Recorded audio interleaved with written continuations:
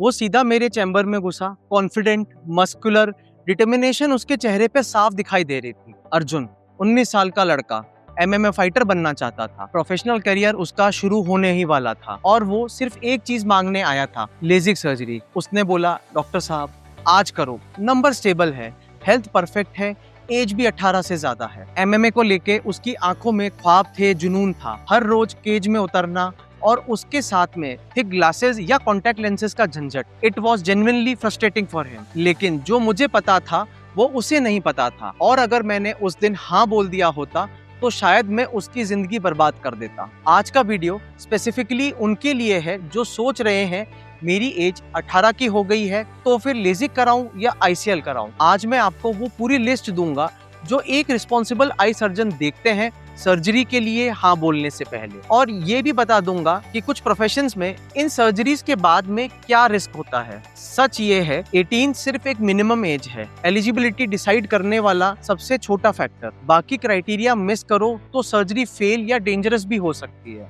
मैं डॉक्टर गौरव जैन हूँ, senior ophthalmologist. 13 साल से आंखों की सर्जरी और केयर कर रहा हूँ। मुझे याद है पहले दिन जब मैंने लेजिक केसेस स्टार्ट किए थे, मैं खुद अमेज था कि कैसे 2 मिनट में कोई पेशेंट की जिंदगी बदल सकती है। और इस एक्साइटमेंट के साथ एक रिस्पॉन्सिबिलिटी भी आती है कि कभी कभी सबसे बड़ा गिफ्ट जो आप पेशेंट को दे सकते हो वो है एक फर्म नो। अर्जुन के साथ भी यही हुआ। मैंने उसे बिठाया, चाय मंगवाई और बोला, बेटा मैं आपका लेजिक क्यों नहीं कर सकता ये एक्सप्लेन करता हूँ। लेजिक और ICL दोनों में अलग अलग क्राइटेरियाज होते हैं, लेकिन कुछ रूल्स दोनों पर ही लागू होते हैं। Let's break it down. 18+ सिर्फ स्टार्टिंग पॉइंट है। 18 साल की एज इसलिए इम्पोर्टेंट है क्योंकि इस उम्र के आसपास आंखों का नंबर स्टेबलाइज होना शुरू हो जाता है। लेकिन सिर्फ 18 का होना ही इनफ नहीं है। आइडियली लेजिक के लिए हम चाहते हैं कि एटलीस्ट 1 से 2 सालों में प्रिस्क्रिप्शन में कोई सिग्निफिकेंट चेंज ना आया हो। अगर 1 साल पहले -3 आपका नंबर था और अब -4 है तो ये इंडिकेट करता है कि आंखें अभी भी चेंज हो रही हैं। इवन सर्जरी के बाद भी नंबर बदल सकता है और आपको दोबारा चश्मा भी लगाना पड़ सकता है। नंबर स्टेबल होना चाहिए। मिनिमम 12 मंथ्स तक पावर चेंज नहीं होना चाहिए। कुछ सर्जन 6 मंथ्स को भी एक्सेप्ट करते हैं, लेकिन कंजर्वेटिव अप्रोच अभी भी 1 साल की है। ये रूल ICL के लिए भी लार्जली एप्लीकेबल है। ये है लेजिक का मोस्ट क्रिटिकल फैक्टर। लेजिक में लेजर कॉर्निया को रीशेप करता है, मतलब कॉर्निया का कुछ हिस्सा फिजिकली रिमूव हो जाता है। अब इमेजिन करो आपकी कॉर्निया एक रोटी है और रोटी ऑलरेडी पतली है, तो अगर उसे और काट दो तो वो पूरी टूट जाएगी। Medically minimum safe corneal thickness around 500 microns की होती है और सर्जन को सर्जरी के बाद भी इनफ रेसिडुअल स्ट्रोमल टिश्यू को छोड़ना होता है, रफली 250 माइक्रोन से ज्यादा। अगर ये क्राइटेरिया मिस हुआ तो पेशेंट को एक्टेसिया हो सकता है, कॉर्निया परमानेंटली वीक हो सकता है और उसमें बल्जिंग आ सकती है। ये अपने आप में ही एक बहुत डेंजरस सिचुएशन है। कॉर्निया की शेप को चेक करना बहुत ज्यादा जरूरी है। सिर्फ थिकनेस नहीं, कॉर्निया की शेप भी नॉर्मल होनी चाहिए। अगर टोपोग्राफी में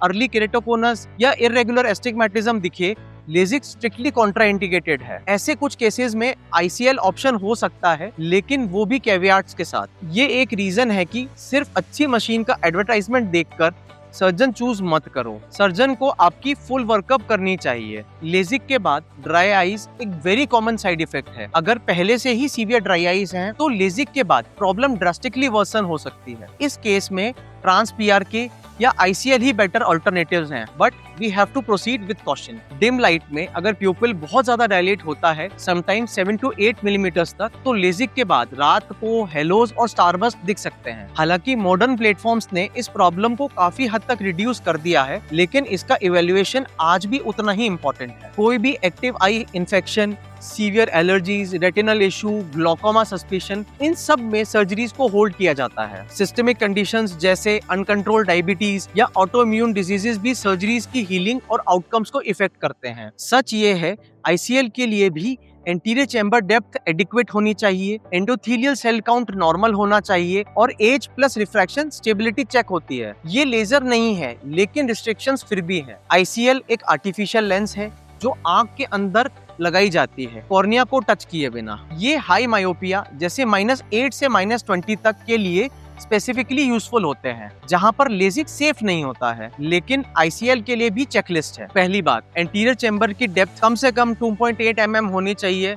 नहीं तो लेंस ही फिट नहीं हो पाएगा सेफली। दूसरी बात, एंडोथेलियल सेल काउंट चेक होता है, कॉर्निया की इनर लेयर कितनी हेल्दी है ये देखा जाता है। तीसरी बात, आईसीएल के लिए टिपिकली मिनिमम 21 से 22 साल की एज प्रेफर्ड होती है, 18 साल नहीं, क्योंकि आई की एनाटॉमी थोड़ी और मैच्योर होनी चाहिए फॉर अ परमानेंट इम्प्लांट। और लास्टली बिल्कुल वही रूल, स्टेबल रिफ्रैक्शन। अब वापस आते हैं अर्जुन के पास। मैंने लेजिक क्यों मना किया? क्योंकि वो एमएमए फाइटर बनना चाहता था, मतलब रेगुलर पंचेस, एल्बोज, नीज, डायरेक्टली चेहरा टारगेट होता है। लेजिक के बाद कॉर्निया में एक परमानेंट फ्लैप होती है, एक काइंड ऑफ हिंज जो लेजर के लिए कॉर्निया में कट करी जाती है। ये फ्लैप कभी भी फुली फ्यूज नहीं होती है वापस। ब्लंट ट्रॉमा इस फ्लैप को डिस्प्लेस कर सकता है। एक फ्लैप डिसलोकेशन का मतलब है sudden vision loss, severe pain and emergency surgery. LASIK high contact sports जैसे boxing, wrestling, martial arts, rugby internationally ही डिस्करेज्ड है। मैंने अर्जुन से पूछा, आपका करियर 20 से 25 साल का हो सकता है रिंग में, क्या एक सर्जरी के लिए आप अपनी आंखों को रिस्क में डालना चाहते हो? वो चुप हो गया। फिर मैंने उसे आईसीएल के बारे में बताया। आईसीएल में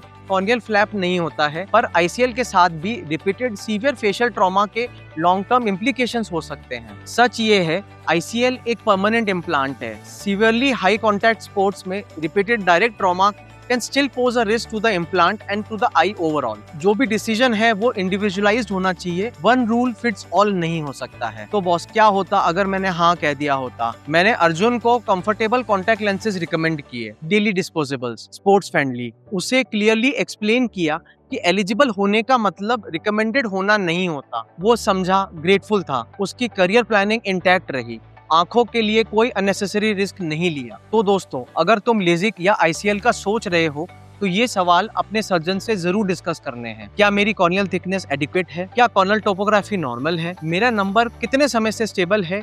ये सवाल का जवाब बहुत इंपॉर्टेंट है। क्या मेरी आंखें ड्राई हैं? क्या मैं कोई हाई कॉन्टैक्ट स्पोर्ट या फिजिकली डिमांडिंग प्रोफेशन में हूँ? आईसीएल के लिए मेरी एंटीरियर चेंबर डेप्थ और एंडोथेलियल काउंट क्या नॉर्मल है? क्या मेरे लिए अभी सर्जरी का टाइमिंग सही है या वेट करना बेटर रहेगा? लेजिक या आईसीएल लाइफ चेंजिंग प्रोसीजर है, लेकिन सिर्फ तभी जब सही पेशेंट के लिए सही टाइम पर और सही क्राइटेरियाज के साथ में किया जाए। ये वीडियो आप अपने उन फ्रेंड्स के साथ जरूर शेयर करो जो जल्दी से जल्दी लेजिक कराने की सोच रहे हैं।